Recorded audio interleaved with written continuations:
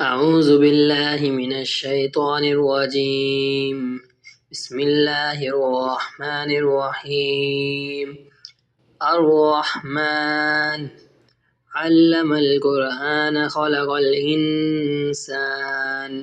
علمه البيان. الشمس والقمر بحسبان والنجم والشجر يسجدان والسماء رفعها ووضع الميزان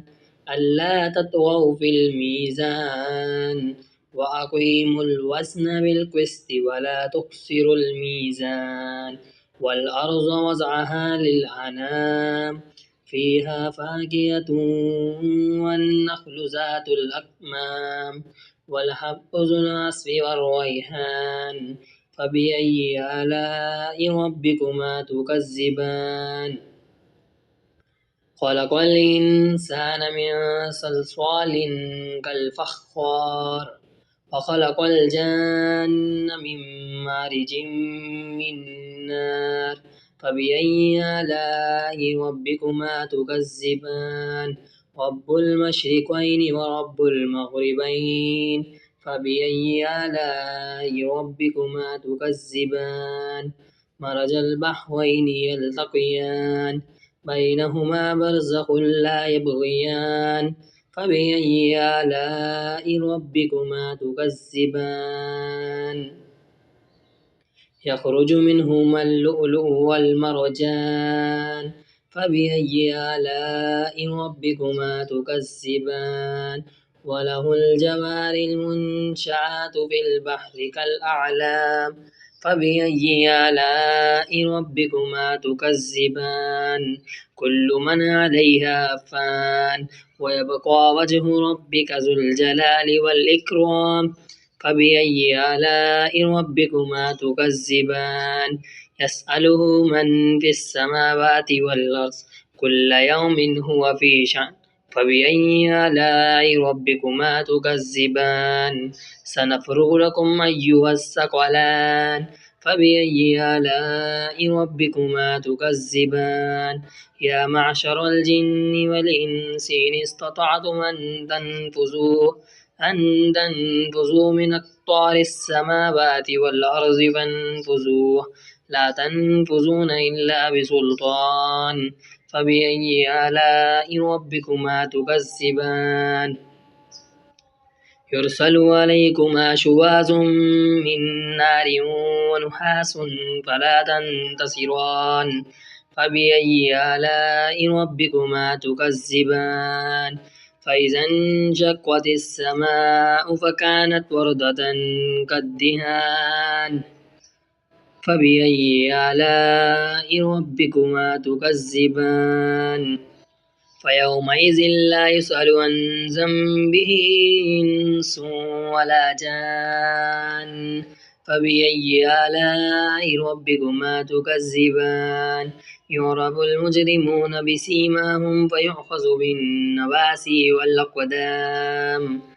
فبأي آلاء ربكما تكذبان هذه جهنم التي يكذب بها المجرمون يطوفون بينها وبين حميم آن فبأي آلاء ربكما تكذبان ولمن خاف مقام ربه جنتان فبأي آلاء ربكما تكذبان ذواتا أفنان فبأي آلاء ربكما تكذبان فيهما عينان تجريان فبأي آلاء ربكما تكذبان فيهما من كل فاكهة زوجان فبأي آلاء ربكما تكذبان متكئين على فرش بطائنها من استبرق وجنى الجنتين دان فبأي آلاء ربكما تكذبان فيهن قاصرات الطرف لم يطمثهن إنس قبلهم ولا جان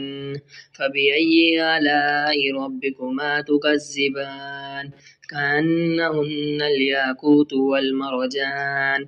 فبأي آلاء ربكما تكذبان هل جزاء الإحسان إلا الإحسان فبأي آلاء ربكما تكذبان ومن دونهما جنتان فبأي آلاء ربكما تكذبان مدهامتان